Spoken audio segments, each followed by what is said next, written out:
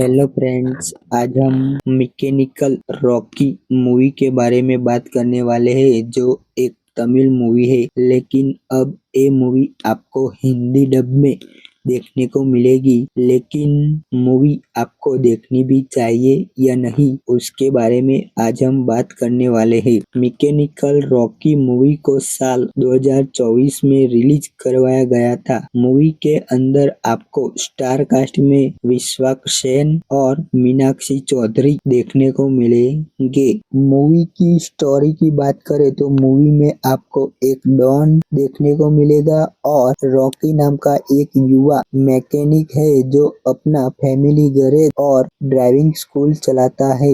लेकिन उनकी जिंदगी में सब कुछ ठीक चल रहा होता है, लेकिन कहानी में ट्विस्ट तब आता है जो कि डॉन होता है वो जो रॉकी जिस जगह पर रहता है उसकी जगह पर कब्जा करना चाहता है और उनके इलाके की सभी जमीन पर वो डॉन कब्जा कर वहां पर एक बड़ा शॉपिंग मॉल बनाना चाहता है। तो वो शॉपिंग मॉल बना पाएगा या नहीं, वो हमें इस कहानी के अंदर ट्विस्ट और टर्न के रूप में देखने को मिलेगा। रॉकी अपनी जमीन कैसे बचाता है वो हमें इस मूवी को देखेंगे तभी पता चलेगा। वीडियो अगर आपको पसंद आई हो तो हमारी YouTube चैनल को सब्सक्राइब कीजिए।